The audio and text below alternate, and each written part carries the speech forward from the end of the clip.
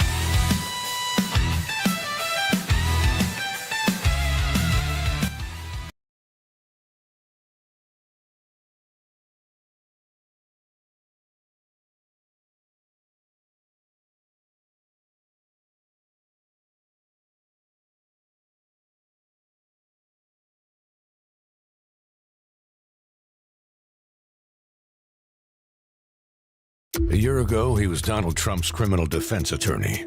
Todd Blanche defended Trump in the Stormy Daniels hush money trial. Trump was convicted on all 34 counts. Today, he's an assistant attorney general of the United States. What's he doing? Flying to Florida to talk with sex trafficker Ghislaine Maxwell, convicted in the Epstein criminal case. Here's what Donald Trump had to say about the convicted sex trafficker. I wish her well. Whatever it is, I just wish her well, frankly. So what do you think Donald Trump's former criminal defense lawyer's doing, talking behind closed doors with Donald Trump's old friend, Ghislaine Maxwell? We don't want to comment about the substance of the meeting for obvious reasons. Come on. Do they think we're that stupid? Maxwell knows everything. She'd love a pardon. She answered all the questions truthfully, honestly, and to the best of her ability. Yeah, Donald Trump thinks we're that stupid. Release the Epstein files. Now.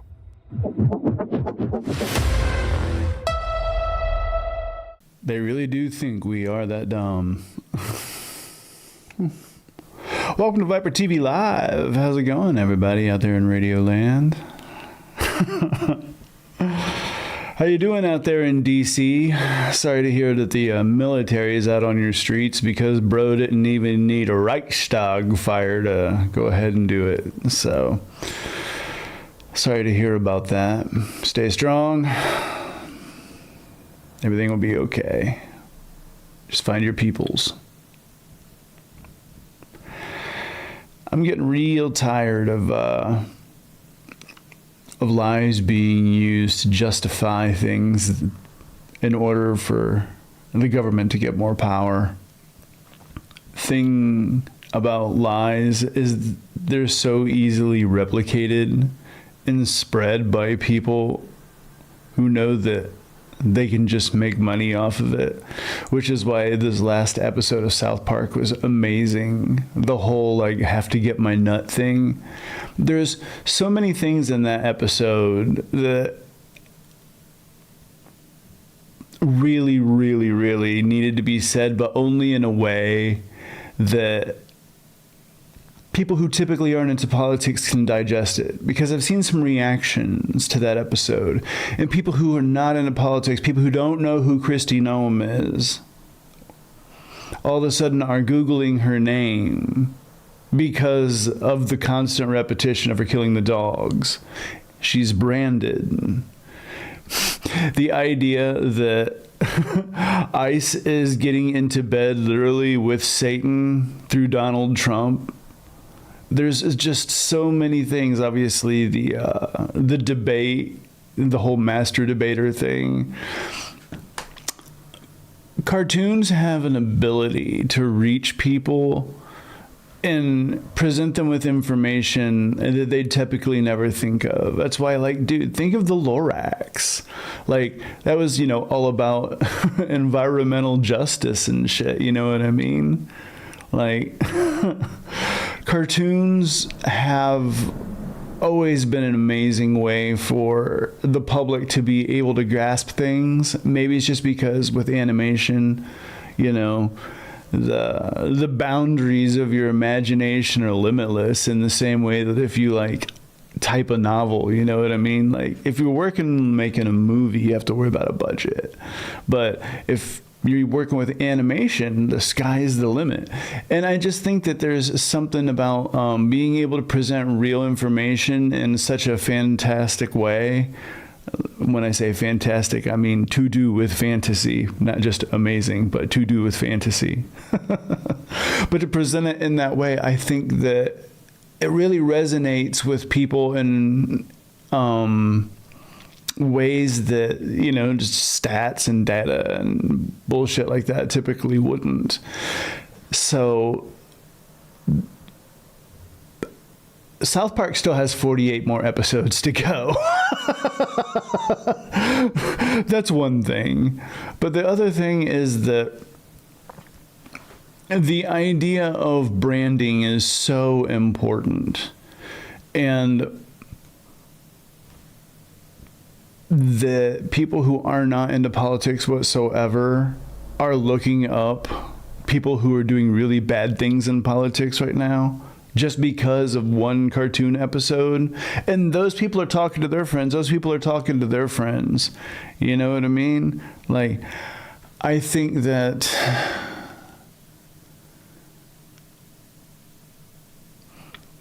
politics generally are boring. They're supposed to be boring. Unfortunately, the United States is like the worst reality show possible.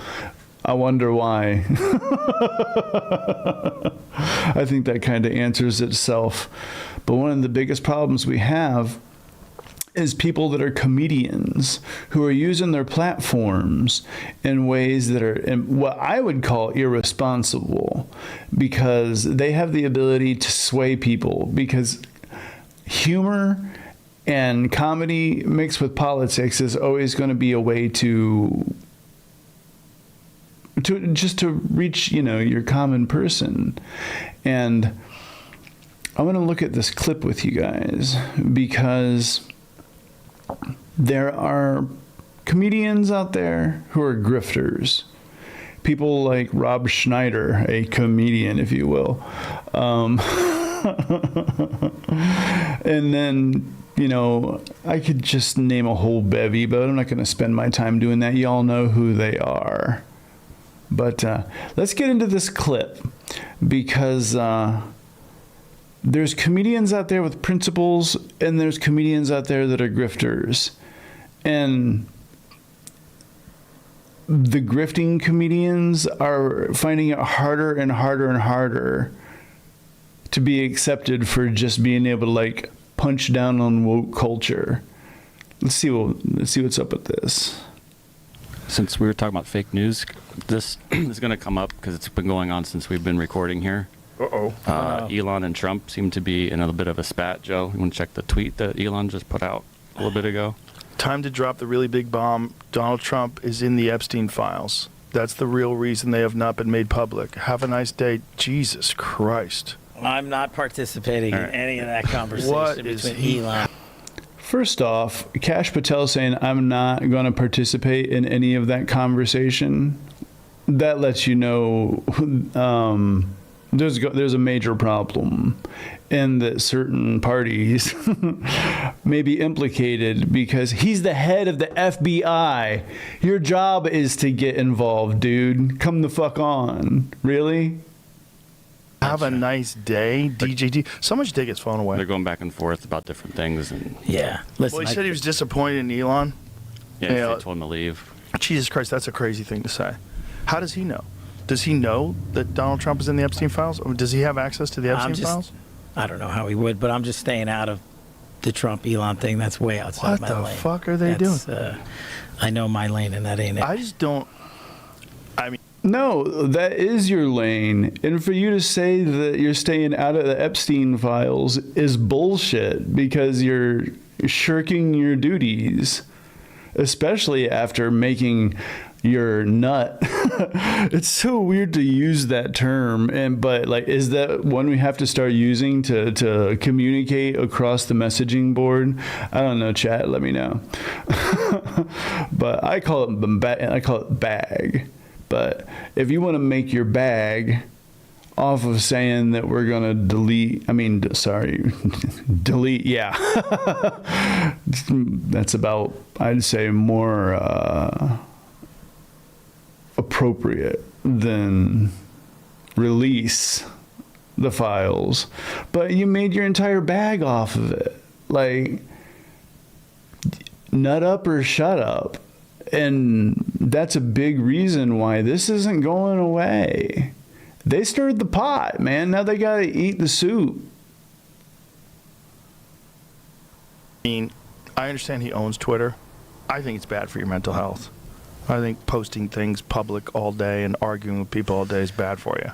Well, so lately, political grifting has practically become an Olympic sport within the comedy scene. From Andrew Schultz to Tim Dillon, it feels like comedians suddenly decided they're political experts without actually having any real expertise. Arguably. Yeah, and then when Andrew Schultz ended up getting blowback, he played the victim so hard. He's like, oh, sorry, we didn't know we were going to ruin the country with our vote.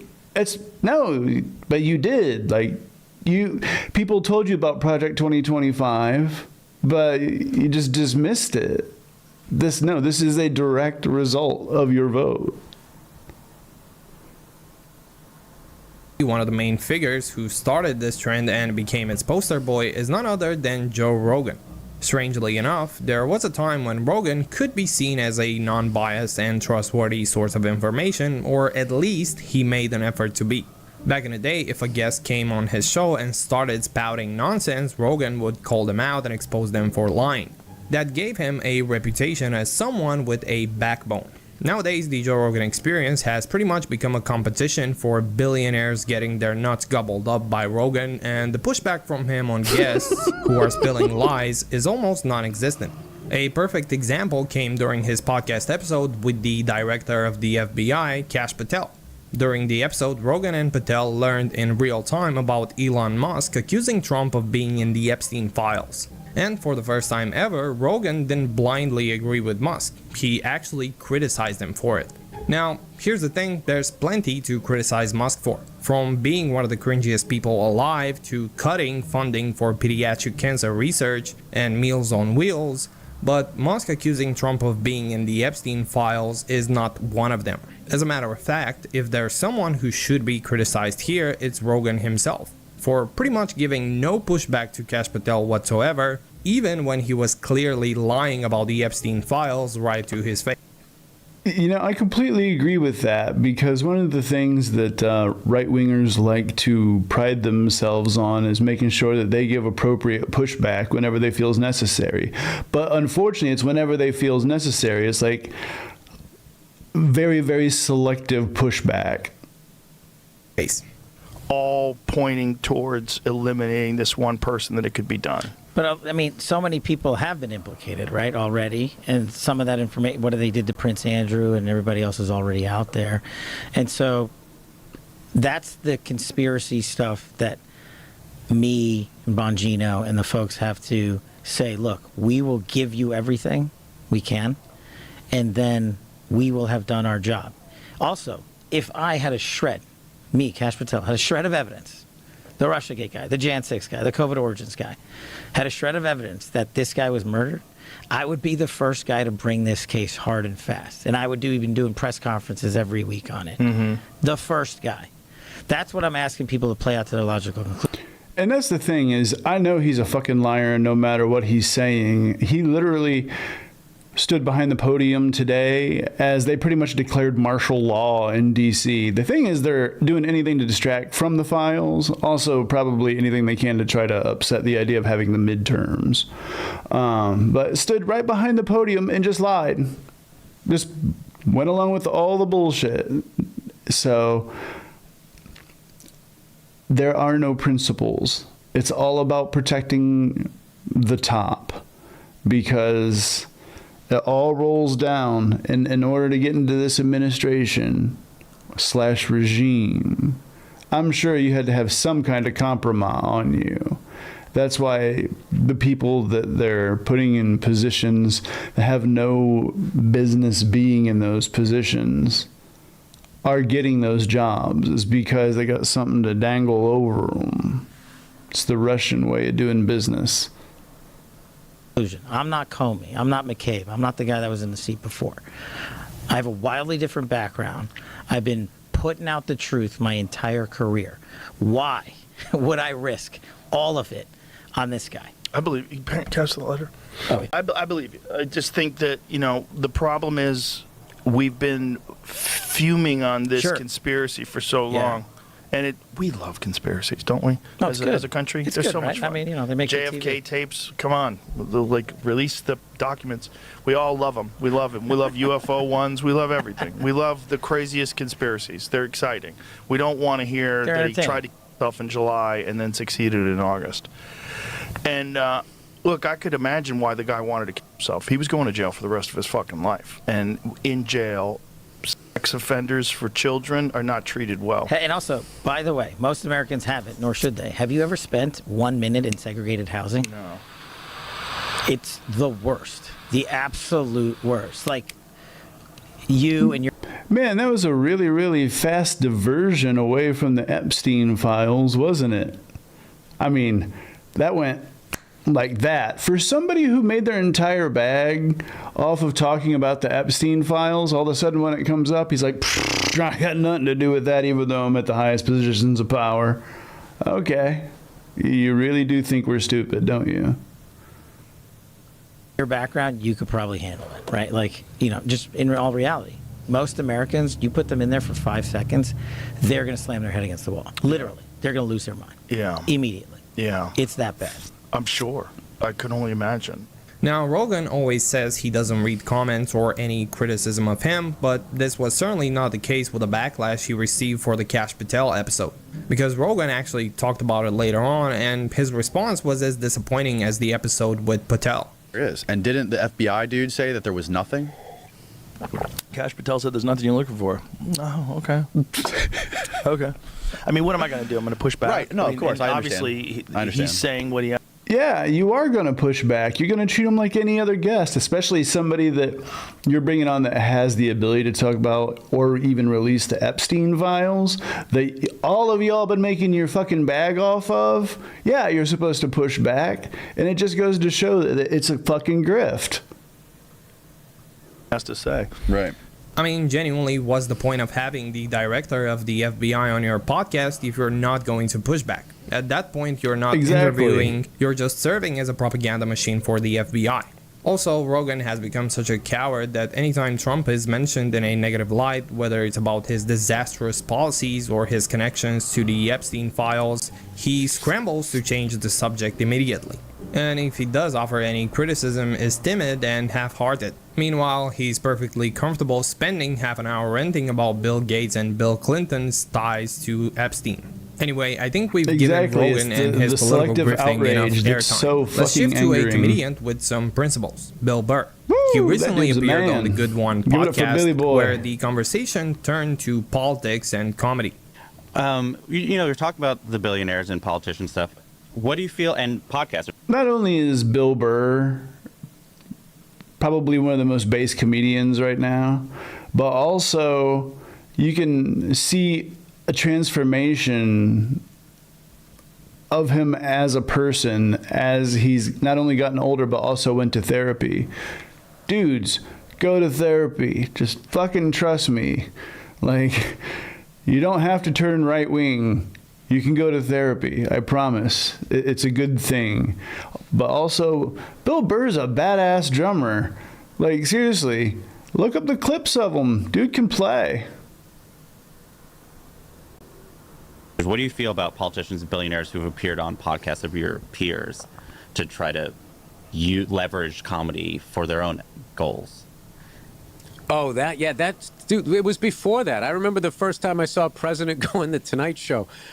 I thought it was cheapening The Office. It's like they never did that. Like when they used to run for office, they would have the debates, and they wouldn't even go on Meet the Press. So, but I just feel like now that everybody has a camera and blah, blah, blah, it's just so all over the place. I just think the landscape of it has changed. All I can say is personally, I would never do it. I would never have somebody come on that's running for fucking president with my intellect. I'm not going to sit there and be like, what's your foreign policy? Like, I would be like within 3 minutes, dude, what was your favorite Super Bowl? And then people would be like watching it going, I like that Super Bowl too. I'm going to vote for this guy. It's just like, it's just so far beyond my my wheelhouse. Like, I am just way beyond. Like, So I think Bill gave a spot-on description of the Rogan sphere, where most of the time guys like Rogan and Schultz are just being used as mouthpieces to promote whatever agenda the politician or billionaire guest wants to push, knowing... Well, it doesn't hurt that obviously that their views align, because Andrew Schultz was all about those tax breaks, all about them. You can even watch the episode. He even said, I was all about the tax breaks. You know I don't lie. Full well, the pushback will be minimal if it comes at all. And as much as these grifters like to present themselves as informed political commentators, watching their interviews with Trump makes it painfully clear just how unprepared and out of their depth they really are. I think that's why it's so refreshing to see someone like Bill Burr, who openly admits he's not qualified to be interviewing the President of the United States, an honesty that's become increasingly rare in that space. There's a difference between the people that read and the people that are the subject of what you're reading. You know what I mean? There's people that like discover shit and figure shit out, and then there's the people that read it. Like the amount of people that can explain the theory of relativity. That's probably not a lot of people, but they can do it. But then there's this ego thing that because now I can explain it like I'm somehow Einstein adjacent. It's like, no, you're not. You just read some smart shit. Yeah. That was a bit I used to do in my act where it's just like, there's nothing worse than when a dumb person reads because now they think they're smart. It's just like, no, you're just a dumb guy that knows a lot of shit. Yeah. Like intellect to me is how you process information. It's not just reading a bunch of smart shit, putting. Oh my God, and the same goes for fucking talking points. How many times have you like presented actual data, actual facts, and actual legislation just to get back some stupid talking points or something about Hunter Biden's laptop or fucking Hillary's emails? In your head and then puking it out at people and be like, you know, in 1492, that's not smart. You're torturing people. Yeah. So it's more like how you put stuff together. And like, somebody said to me one time, I go, Bill, you know, you're a really smart guy. And I go, yeah, in a sports bar. You know, that's another thing that's really super based about Burr is that he knows how to use self-deprecating comedy. He knows how to punch up. And there's so many of, especially people in the comedic atmosphere of the right-wing grifter, that they're just dead fucking set on what their beliefs are, and they could never be wrong, and you're the one who's following the fake news, etc., etc. It's just kind of like an excuse for narcissism, I suppose. It's like a gigantic like walking advertisement for being right-wing. It's like, are you a narcissist who can't stand the idea of ever being wrong about anything, no matter how many facts are presented to you? Start a right-wing podcast. Say some divisive shit. It'll be great. But yeah, Bill Burr, he's just so fucking based, because to be able to make fun of yourself is the true sign, I think, of growth as a human being, because you know you're not perfect. And those are the people that I actually want giving political commentary. People that actually have the ability to reflect and not just gonna say what they're told so they can sell some fucking protein powder. You put me in a sports bar and you want me to talk about 70s and 80s sports. I am scoring very high. Yeah. All right. You put me in like that form to have to interview somebody that is going to run for president, and then as the sports bar guy, you're going to see like, yeah, this guy did go to summer school a lot. So, or whatever. It's like, you're a smart guy. Compared to what? Yeah. It's all like sort of relative. Right, so I think Bill actually nailed it. Most of these comedians kind of forget they're just that, comedians. Not to mention, some of them aren't even good at the thing they're supposed to be experts in. Rogan is a perfect example. His last special was an absolute disaster, and this is a field in which he's supposed to be very knowledgeable and experienced. Meanwhile, he couldn't even put together a decent hour. Now, I should also point out there's actually a lot of work that goes into properly conducting an interview with the President of the United States. Most serious journalists study the president's full record, recent speeches. Well, in order to do anything with this president, you need to study Roy Cohn. There's a Japanese politician in their Senate or Congress. I'm not exactly sure how their governmental system is formed. But he said that if you're going to be dealing with Trump, study Roy Cohn, because dude can be a mental terrorist using his tactics that he was taught. So I personally think that should be essential, is to watch the Bully Coward Victim documentary and Where's My Roy Cohn. Watch both of those before you go and try to have any sort of interaction with the president and the media, because you're going to know immediately what he's going to do the moment that you give any pushback. And you should be able to call that out, especially to anyone that you're debating with. Yeah, it's Roy Cohn 101. Hashtag it. His executive orders, public debriefs, and past high-profile interviews. They also monitor briefing room transcripts and fact-check policies against independent data so the president doesn't get away with bullshitting for 3 hours. And frankly, I doubt any of the podcast bros do any of that. I think most of them would actually rather talk about which fast food chain is better. And we'd land on an occasional visit to New York. You know what the first thing we did? I want to see him in The Hague. And to be honest, hey, happy birthday, Burger Farmley. King, I like Burger King more. What's your go-to at McDonald's? No, I'll tell you, Burger King. We did the double, Whopper? The double. I haven't ripped Burger King in a long time. Burger King kind of sucks. Yeah. No, you're wrong. The BK Lounge can hit. I disagree completely. You like Burger King over McDonald's? That's your worst take, I think. Absolutely. That's a crazy take. Dude, Burger King does bacon better than McDonald's. Burger King has a more flame-broiled taste over McDonald's. McDonald's has just that taste of familiarity, especially being a touring musician. I have to point that out. I'm a huge fan of being able to go into any city and it always tastes the same. That's why I love Denny's so much too. But no, bacon all day with Burger King. McDonald's bacon's trash. No, that was fine. I mean, I like Burger King. The answer is yes. Now let's move on to another grifter, Andrew Schultz. After Yeah, Trump we've won the mentioned him election, already. he couldn't have been happier and even bragged that he and the podcast bros were one of the main reasons Trump ended up in office. And for once, I actually agree with Schultz. I do think they had a significant impact on the outcome of the presidential election. This group influenced the presidential election of 2024. Yo, listen. Ain't that fucking crazy? Don't even say influence. We decided. We were the turning point. Just know. Now, look how confident they are about what they're saying right now.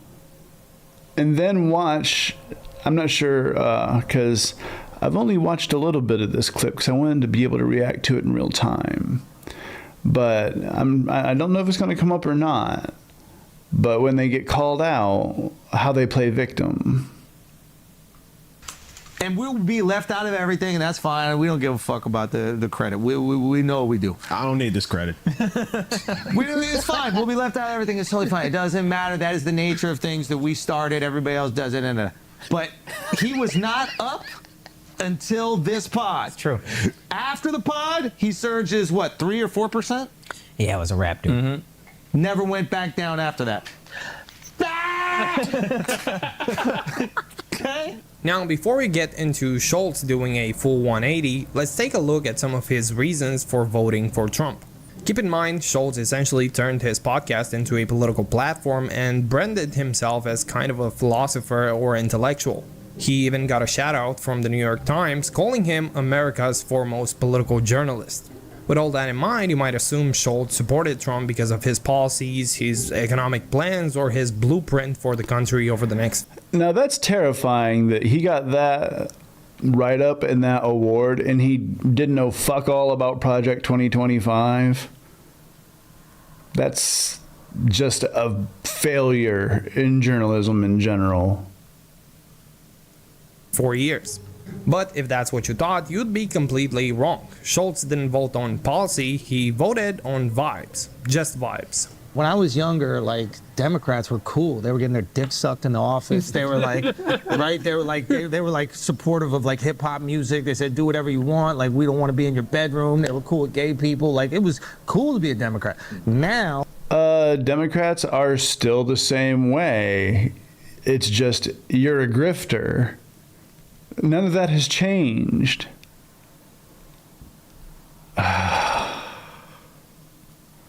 conservatives got 3 baby mamas. The president got 3 baby mamas. He's getting pussy left and right. right? He's cool. He's the one saying, say whatever the you want. So now conservatives have become Democrats.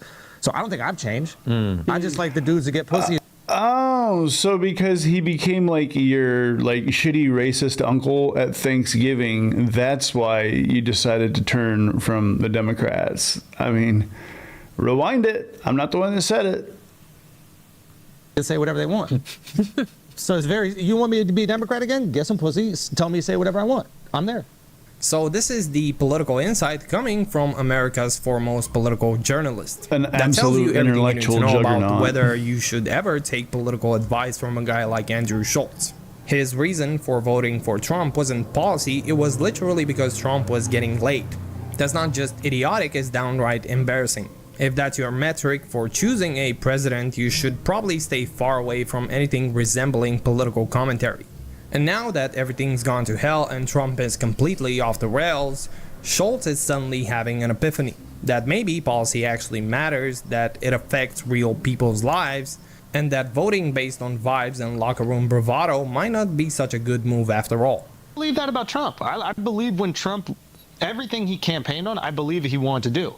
And now he's doing the exact opposite thing of every single fucking thing. What he You know, this is a great example of showing just because you have money doesn't mean that you're smart. If you can't smell a con man, if you can't read Trump's body language, I mean, I guess from what people say when they're around him is he has this amazing charm and he's very warm. And have you never been lied to by a con man before? Like, are you not able, like, man, these are the people who they can't they wouldn't survive 3 days in New Orleans away from the quarter. he's done. Yeah, exactly to your point. If you tell me, it's easier for me to believe you wanted to do all these things if any of them were happening in the way that you said they would. To that point, like there'll be people that like they'll DM me and be like, you see what your boy's doing? You voted for this. I'm like, I voted for none of this. No, you He's doing didn't. the exact opposite of everything I voted for. Yeah. I want him to stop the wars. He's funding them. I want him to shrink spending, reduce the budget. He's increasing it. It's like everything that he said he's going to do, except sending immigrants back. Oh, notice he's cool with that part. But no, I mean, if you would have listened to anybody that had a modicum of common sense, this is what they've said over and over and over. He's going to lie to you to get your vote. I mean, dude, he just deported somebody who owned a Trump burger restaurant. I'm not making it up. Why can't people spot a liar? Just because you're rich doesn't mean you're smart, kids. And now he's even flip-flopped on that, which I kind of like. But he's like, oh, well, we kind of need the people working in restaurants, and we need our farmers. It's like everything that he said that he was going to do that he campaigned Well, he said really to hard us, on. which was... Now, I think Schultz expected this particular podcast episode to land very differently than it did. He probably thought his audience would nod along and eat it up, but instead, most people saw right through the nonsense, they didn't buy his bullshit, and actually held him accountable in the comments. To answer Andrew saying, so we're stupid, the answer is a resounding yes for dismissing his documented history of lies and downright dictator worship, as well as ridiculing those who had been warning his second term was going to be a vendetta. I remember him laughing his ass off at Trump on his own podcast before the election talking about lying, acknowledging that he knew Trump was a liar. Now he says Trump isn't doing anything he promised to do. Yeah, dude, because he's a liar. Imagine carrying water for this administration, then acting shocked when you find out they lied to you. Who was the president when Epstein was unalived? Who was friends with him for years and years? So after getting absolutely roasted in the comments, Schultz had a full-blown meltdown. He followed up the episode with 2 more, scrambling to shift blame, insisting that none of it was his fault, this will probably and be what I that, was just saying like everyone earlier. else, he was simply duped by Trump's lies. Which frankly tells you everything you need to know about how closely America's so-called foremost political journalist actually follows politics. If you take into consideration that Trump had already been president once, and his first term gave you more than enough evidence, red flags, scandals, and outright chaos to know exactly who he was. If you still fell for it the second time, that's not just being duped, that's willful ignorance. What's up, everybody? Apparently, we ruined America. You know, Nice. Yeah, that's exactly what I was talking about. I mean, you voted, and now you want to back away from what the repercussions are because you didn't do your research. And in typical fucking fashion, you got to play the victim. We're trying to hold the person in power, President Trump, accountable for not fulfilling some of his promises, and that was foolish, man. Nah, you're an idiot. That dude. was You're a bad foolish person. thing to do. Once you vote for somebody, no matter what they do, even if it's the exact opposite of what they say they're going to do, you just ride that until the wheels fall off. Yes, double Right? down. Exactly. Always double down. Like if you vote for a guy that you know is Yeah, double down. That is the MAGA way. Like, if you're going to play MAGA games, you have to live by the dogma. Like, people realize that they voted for dog shit, but they have to continue to double down. I guess you didn't want to double down because you wanted to get that victim grift. dead, you pretend he's not dead for 4 years. Exactly. That's what makes you virtuous. Absolutely. Yes. That's what makes you care about your country. Pick a side, man. You pick a side and you die for that side. You know, so that's, you know, that was a big fuck up of all. You know, when one of those sides is fascism, literally sending the National Guard into the streets in Los Angeles and D.C., yeah, you're fucking correct. That was a big fuck up, man. We just kind of wanted to know about Epstein, you know, victimizing 1,000 girls and who else he did it with. We just kind of wanted to know. And Trump was like, you're not going to know. And we were like, I don't like that.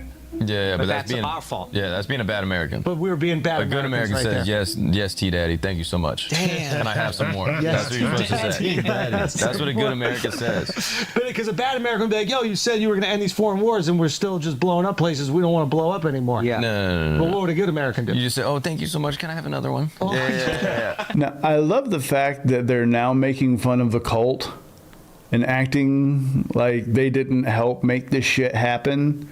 The cult right now is laughing at them. They're literally laughing, saying, yeah, exactly. He tricked you. And we were there behind it. Remember when Matt Walsh and Benny Johnson both celebrated Project 2025 after the election, being like, yeah, we lied to you. And... Yeah, that's what you said. Good American goes, yeah, exactly. Okay, so a bad American would be like, wait, you said you were going to lower the deficit, but right now we're just... Yes, bro, that's what you voted for. That's what you voted for. If you vote for that, then you got to stick with that the whole way through, no matter what. Really? Yes, exactly. Oh, wow, that doesn't seem very democratic at all. So I love how Schultz tries to play this whole act like, oh dude, I'm just like one of you guys, I just got duped by Trump, how could I have known? First of all, how many regular people get to have a 1.5 hour conversation with the President of the United States? Not many. And yet, all Schultz did during that conversation was tickle Trump's balls and have a giggle contest with him. He got 9.6 and even million after views out his of it. audience spelled it out for him in the comments, Schultz still doesn't seem to get it. What people want from him is simple. Take accountability for endorsing Trump and admit that he seriously messed up.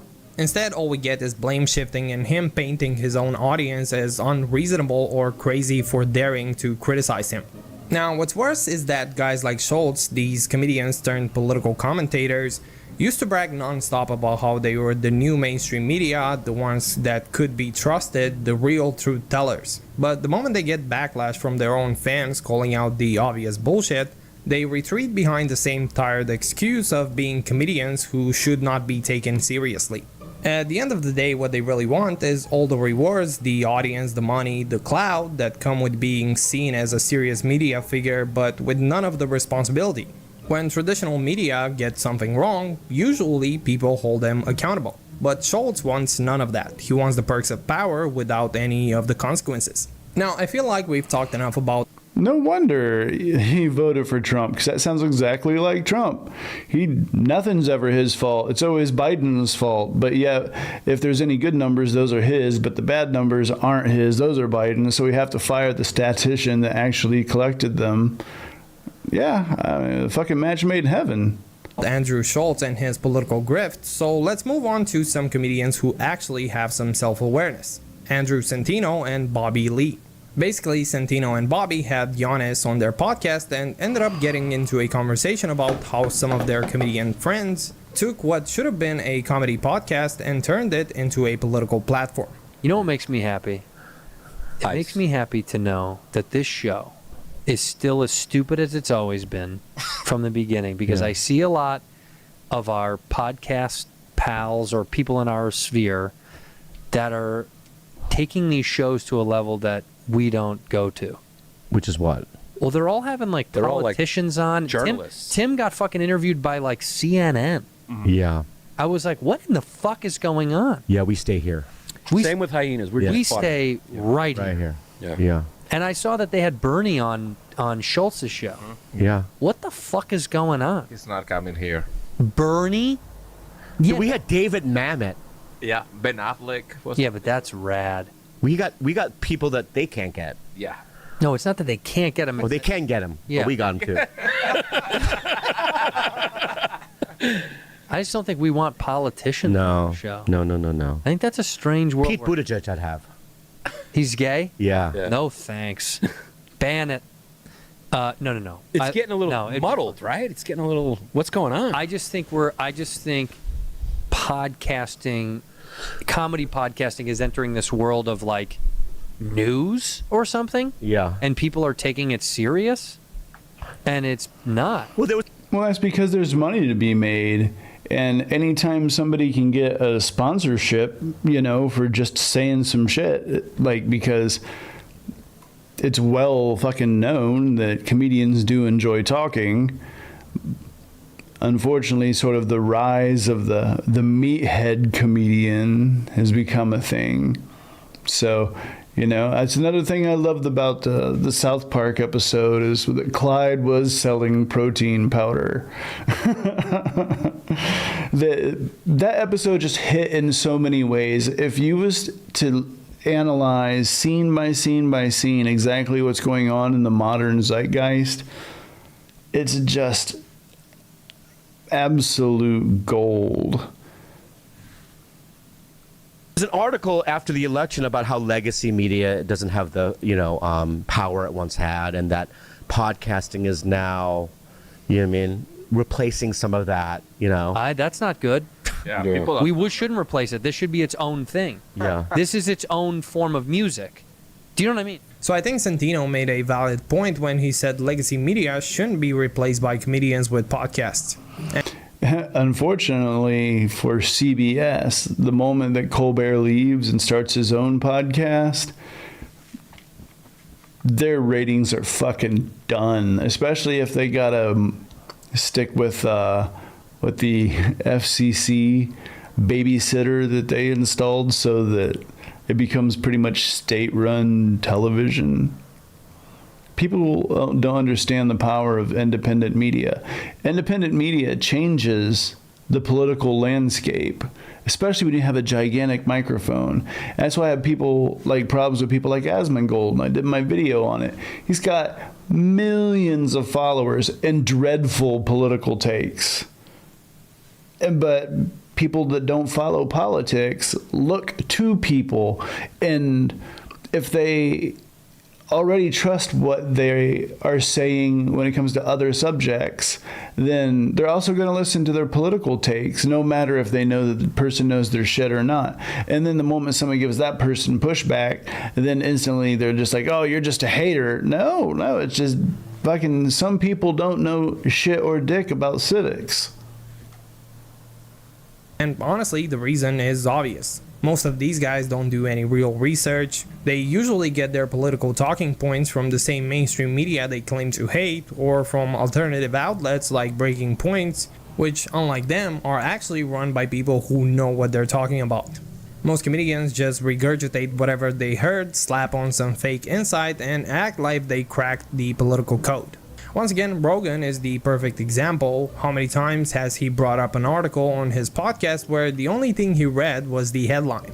It's lazy, it's hollow, and it's honestly embarrassing. Oh, how about, don't forget about the fact that he tried to attribute the whole, there were airports being taken over in the Revolutionary War quote to Joe Biden.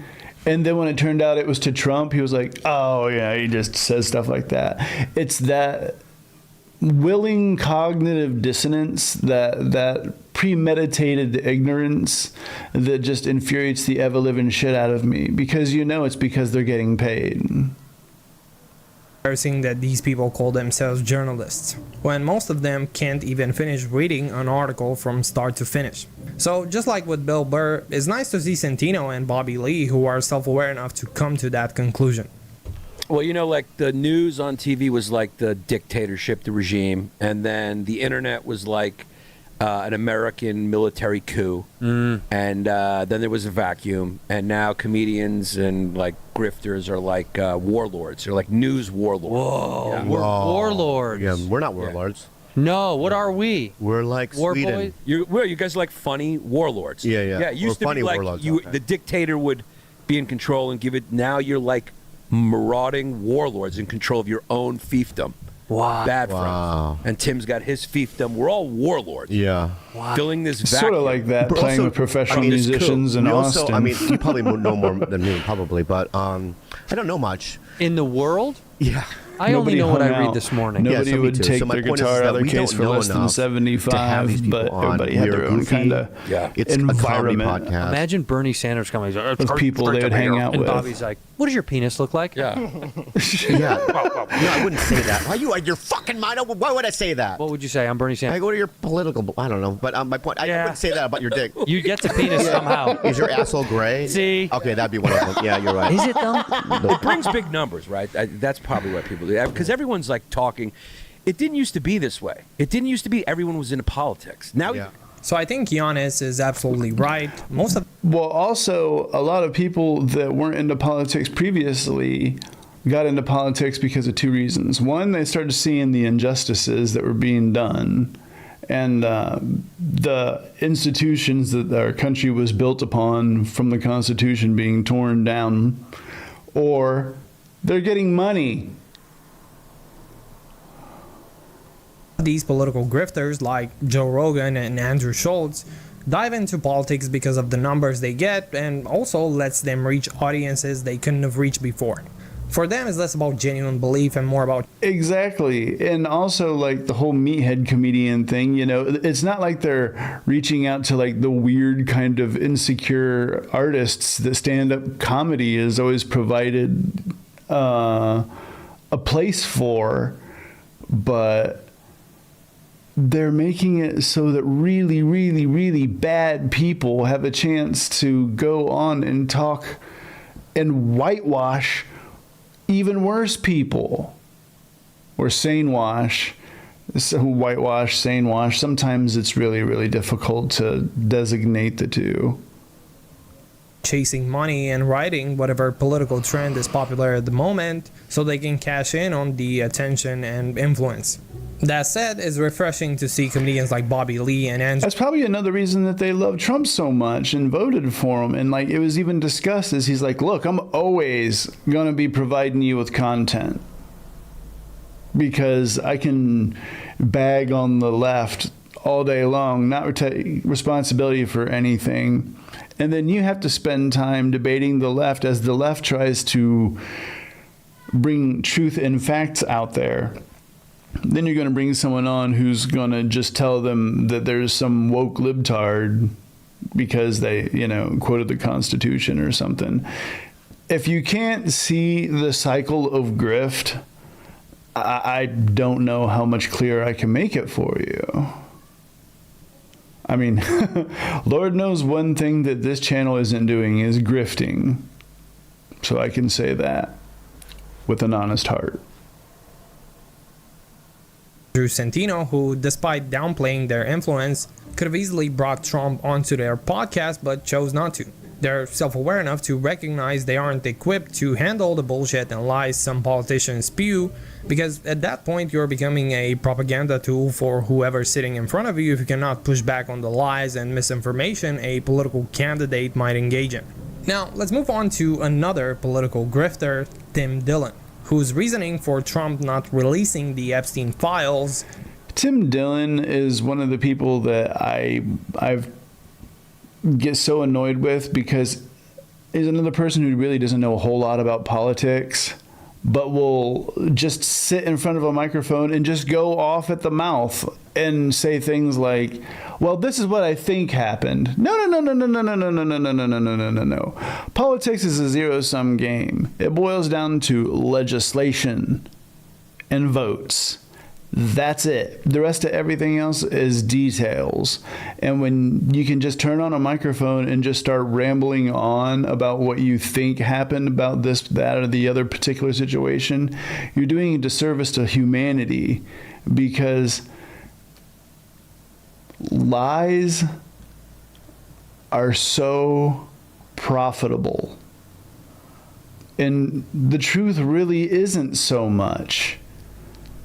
So the more people we have spreading lies and conspiracies just because they're getting paid, it makes it that much more difficult to discern what reality is. And that's why truth is so important, is because eventually people just fucking give up and be like, I don't know what's true, I don't know what's false, you go ahead and make the decisions for me. And then Plato said one of the consequences, I'm going to go ahead and paraphrase this, but one of the consequences of being bereft of the idea of politics or public affairs is to be ruled by evil men. Isn't that Trump is implicated in them, but that he's being threatened by the FBI or the CIA, which is one of the dumbest excuses I've heard so far. And coming from Tim, who I thought was a pretty smart guy, it was not only disappointing but downright embarrassing.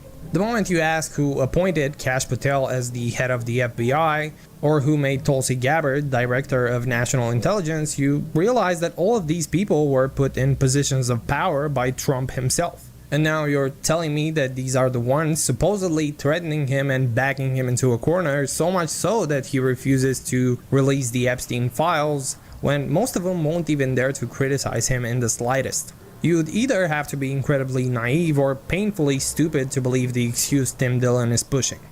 Deeply evil, deeply troubling. I think Trump knows they'll kill him. I think Trump knows that they'll kill him. I think he does. Truly, I believe he knows that. Then why would he appoint people who would kill him? One thing I can't stand is circular logic. I believe he knows that the people that killed all of those people would find a way to kill him if this came out. I believe that he knows that. I believe he believes that some faction of those people tried to kill him already. Don't quite know who. No. The assassin was a registered Republican who was all into 2A bro shit. And notice, they never talk about him. He'll talk about Biden, he'll talk about Hillary, he'll talk about every single other person. But the one person who took a fucking shot at him, and we still don't know if it was set up or not, but an innocent person in the stand died. But why is he never mentioned? Why does the world's biggest victim never ever talk about his previous assassin? Why was there no funeral? Like, if there was a funeral, was he just instantly cremated? We have not heard anything about him. It's just too convenient, no? But I believe that is what he believes. I don't know that. I don't have any information on that. You know, like I can't tell you, like it's not like like I call, like someone told me that. Dude literally has no I proof. don't know. And just runs off with the mouth.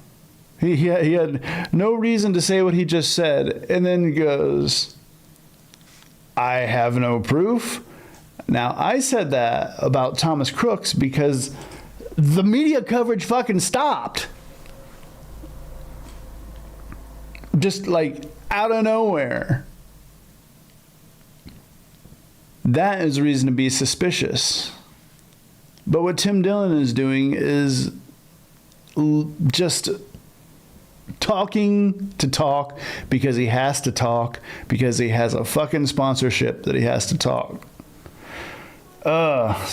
Just, it's wildly infuriating when you're somebody who tries to deal with facts and reality and legislation, when people can just put a microphone in front of them and just run off at the fucking mouth.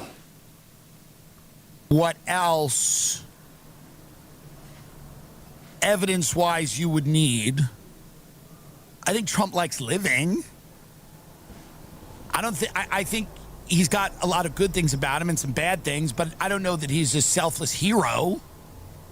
I don't know if you look at his life. I mean, yes, he's done a lot. You know, Bannon talks about, you know, the hero's journey or whatever, pumping the fist. All that's incredibly impressive. I don't know if he's dying for this. I don't know if he's dying to drop a dime on everybody. I can't. No. He's worried about the information being released because he's implicated. Just be fucking real. There's no need to try to spin these alternative narratives.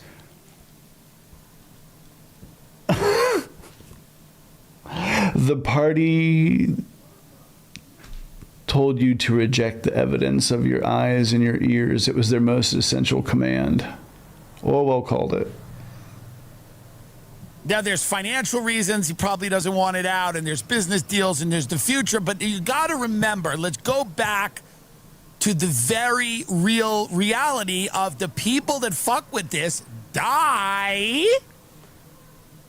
So I actually agree with Tim on one thing. Most of the people who had real dirt on the Epstein case conveniently ended up dead. And the guy who had the most, of course, was Epstein himself, who died in a federal prison during Trump's first term. That's not just suspicious, it's screaming red flags, especially considering the amount of dirt Epstein had on Trump. But of course, Tim would rather wave. Why is it that conspiracy theorists who are all about the Epstein shit always overlook past that? The idea that Epstein died on Trump's watch under Bill Barr being the DA, or I'm sorry.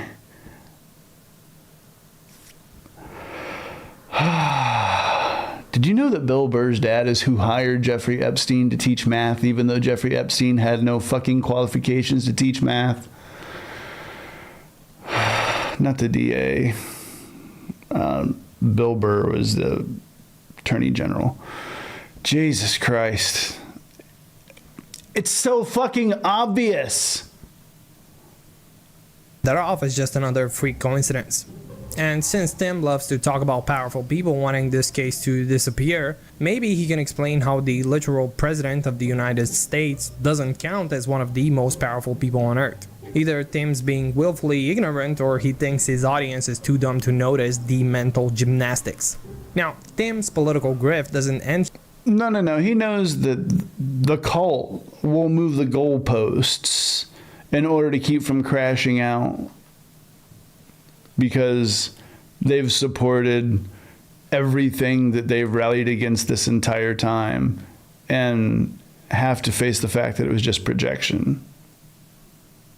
Here, because after he posted this podcast episode, he posted another one after having dinner with a member of Trump's administration. Most likely JD Vance, considering Tim already had him on his podcast.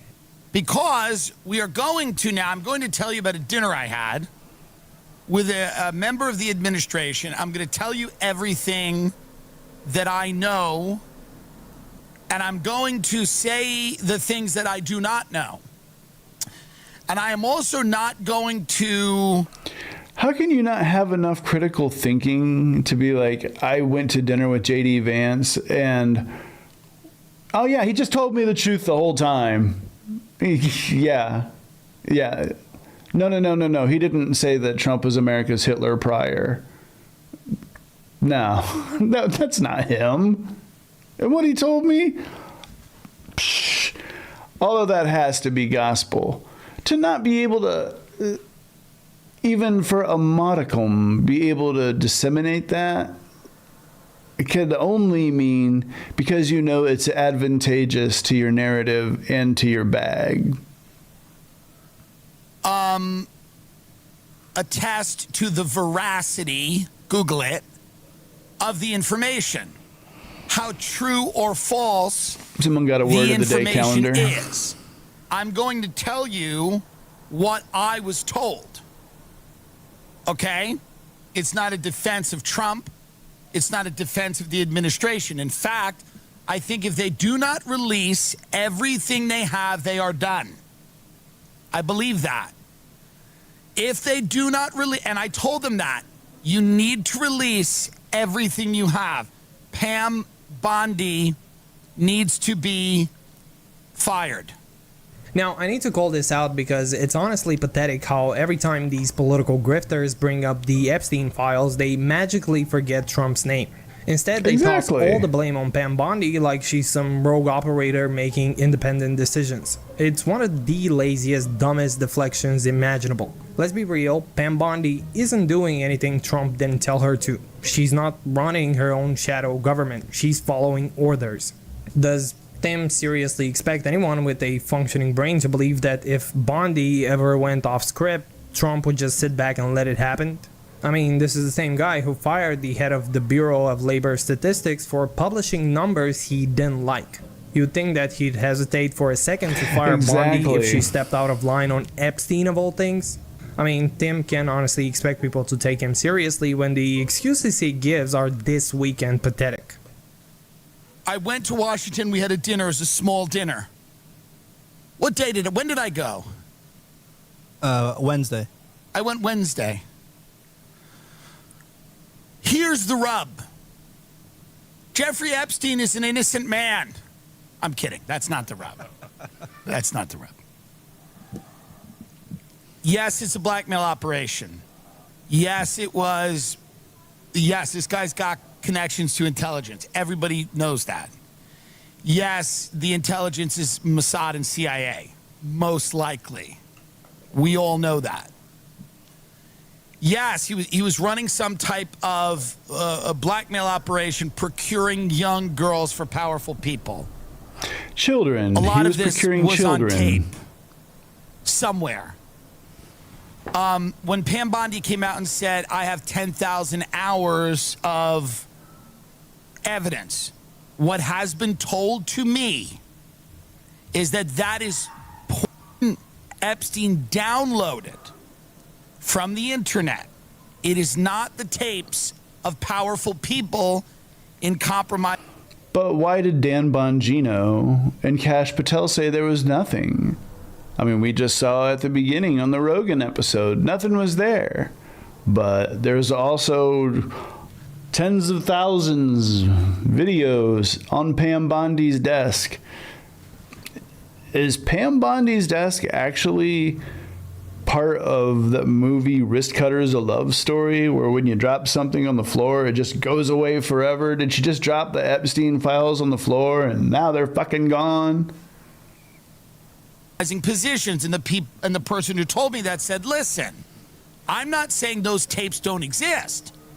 I'm saying that the person who has those tapes is either a foreign intelligence service, Ireland, is a guess, or a billionaire or billionaires, or they have been destroyed.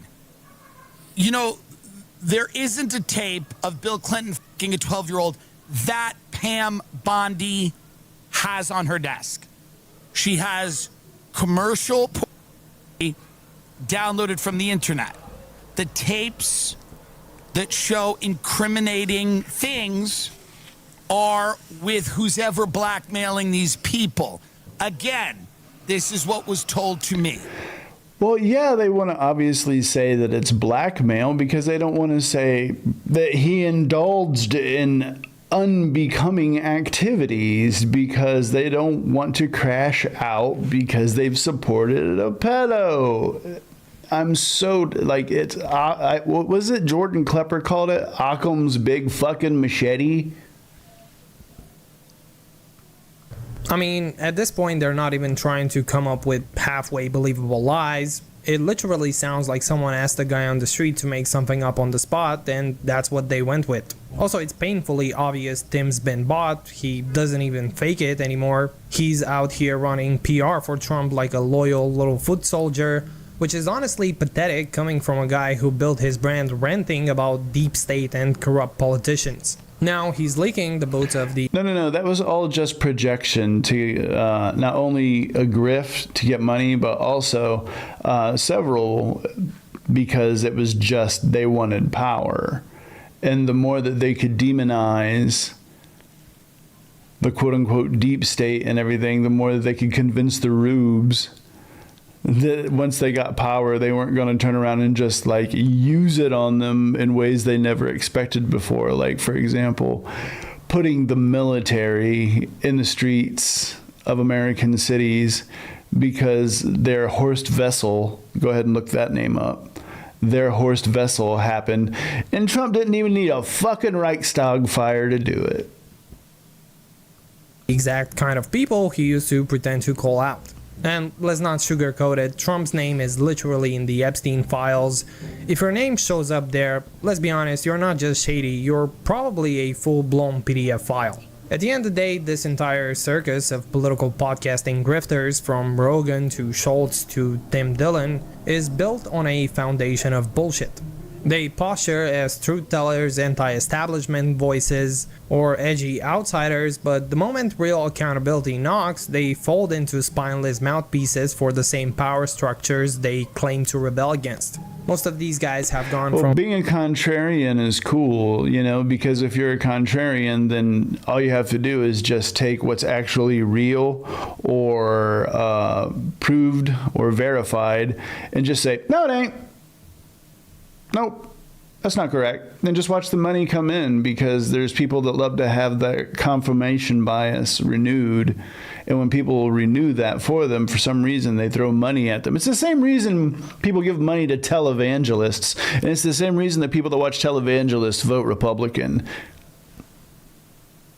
Exposing the system to running cover for it, shielding Trump with the kind of laughable, low-effort excuses that wouldn't pass a high school debate.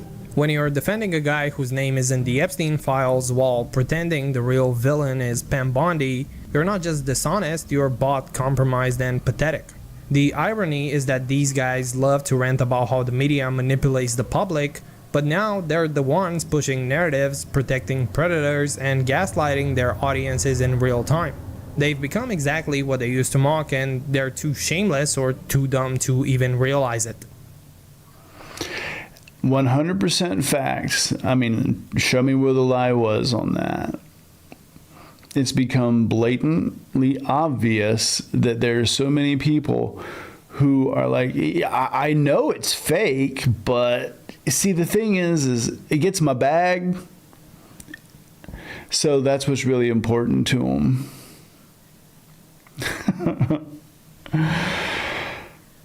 Well, before we head out today, I'm going to go ahead and leave you with a little something that's going to be relative to the current times that we're dealing with. But it's something that, in my opinion, it's not only goes back to what I said in the beginning, but is going to be a completely in stone historical rule about political satire until the end of time. and that's that cartoons are always going to convey more than anything, just due to the fact that you can lampoon using metaphors and similes, but also you can make it as fantastical a situation as you want. And it was cartoons by Thomas Nast is what brought down Tammany Hall. And if you don't know what we're talking about, I'm going to leave you off with it. It's been amazing getting to see everybody and needing to get some of this ranting out, because these comedians that are doubling as political voices, they need to either grow a spine or they need to study before giving political takes, because if you have a microphone, if you have one of these, it's your job to use it responsibly, not just get money. That being said, I'll leave you off with this, and later, skaters.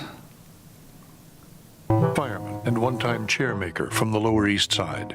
There had never been anyone quite like William M. Tweed. Over 6 feet tall and nearly 300 pounds, he was surprisingly nimble and graceful on his feet. Caricatured by his Republican opponents as a vulgar, hard-drinking Irishman, he was in fact a fourth-generation Scots Protestant, unfailingly courteous and nearly teetotal.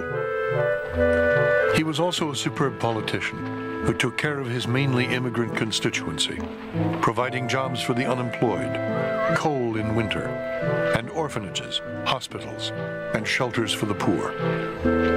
He was one of the first people who saw the power of mass politics in the cities. And for all his thievery, there was the recognition of mobilizing this mass of people to some political end. I think he's not remembered for that. He's remembered for the $50 million that he stole, which if you wanted to get the equivalent today, multiply times 10. Accelerating New York's already explosive growth still further, Tweed and his associates brazenly siphoned off staggering sums from the hundreds of city projects under their control, and helped robber barons like Jay Gould and Jim Fisk make off with still more. There were lucrative contracts for grateful builders who happily paid Tammany's leaders enormous cash kickbacks to get them. There were thousands of jobs for Tammany's loyal constituents who gratefully voted Tammany's leaders back in power. New York's upper classes, meanwhile, professed to be appalled, but quietly looked the other way as real estate values in the city skyrocketed. It all worked like a machine, a political machine. And no one knew how that machine worked better than William Tweed, who by 1870 had concentrated more power in himself than anyone in the city's history. It was Tweed who helped maneuver the money through the city council, or the board of aldermen as it then was, for the Brooklyn Bridge, for Central Park, for a lot of the road repair and the creation of streets and avenues in uptown Manhattan. Now, he made a lot of money with that, and it was absolutely corrupt. Tweed's first position was Commissioner of Public Works. He was no fool. And if you know where the sewer lines are going to go, and if you know where the new street extensions are going to be opened up, and you get there first, and you buy up that territory, all you got to do is sit back, wait, and boom, the price explodes. So Tweed, in fact, became one of the largest real estate owners in the city. I think there was something in him, some overpowering appetite that he could never slake. He couldn't have one mistress, he had to have two. He couldn't have one roast beef, he had to have four, you know, and he couldn't have two judges, he had to have them all, you know, and finally it caught up with him and destroyed him. In 1870, as newspaper editors and indignant reformers began questioning where Tweed's lavish lifestyle came from, all eyes turned to the still unfinished county courthouse on Chambers Street, a special project of Tweed's. Begun in 1858, it was supposed to have cost $350,000. 12 years later, the price tag had reached $13 million and kept right on rising. Somewhere on this one building, which is actually quite a nice building, wound up costing more than the entire Houses of Parliament. Well, you know, the deal was straightforward. We want to buy a lot of chairs. How much does that chair cost? Let's say $5. No, says Tweed, you don't mean $5, you mean $50. Oh, I do? All right. And, you know, give me the chair, $50, you know, 20 back for you, and so forth. Even the most worldly New Yorkers knew that something had to be done. People begin to tire of holding their noses, George Templeton Strong wrote, and are looking about in a helpless way for some remedy. No caliph, Khan, or Caesar has risen to power or opulence more rapidly than Tweed I. 10 years ago, this monarch was pursuing the humble occupation of a chairmaker. He now rules the state as Napoleon ruled France. There is absolutely nothing in the city which is beyond the reach of the insatiable gang who have obtained possession of it. The New York Times.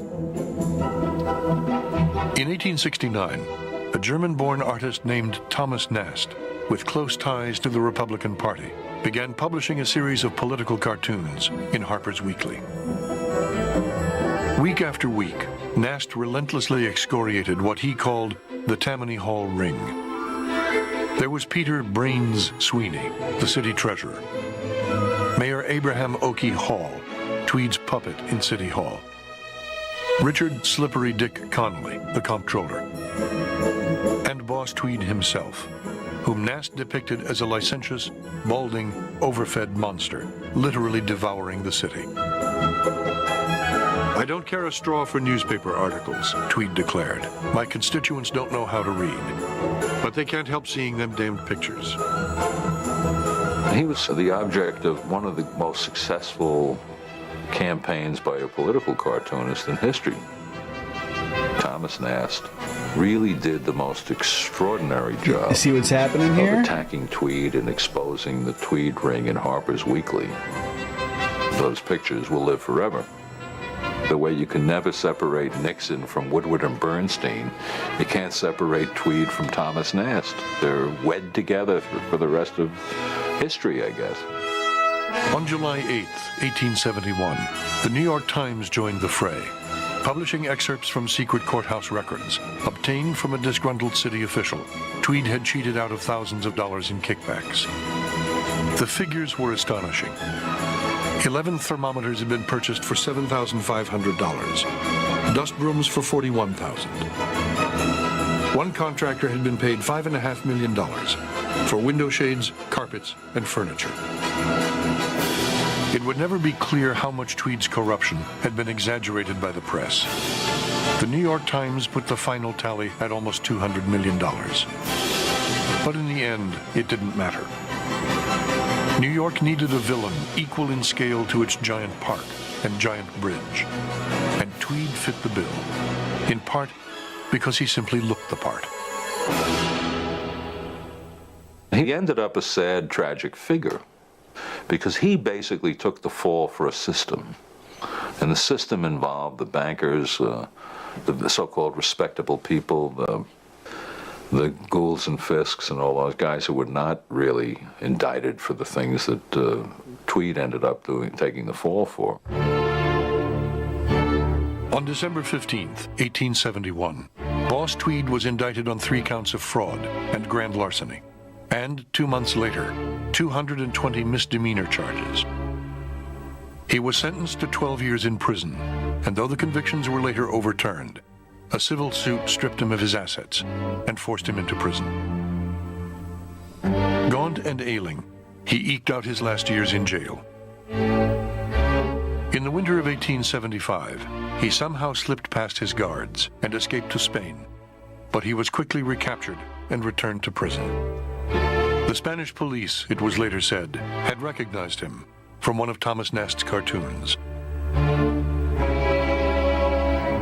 On April 12, 1878, he died of pneumonia in his cell in the Ludlow Street jail he himself had built, penniless and broken. He gets a lot of the blame, probably that belongs to a lot more people, who we think of as legitimate politicians.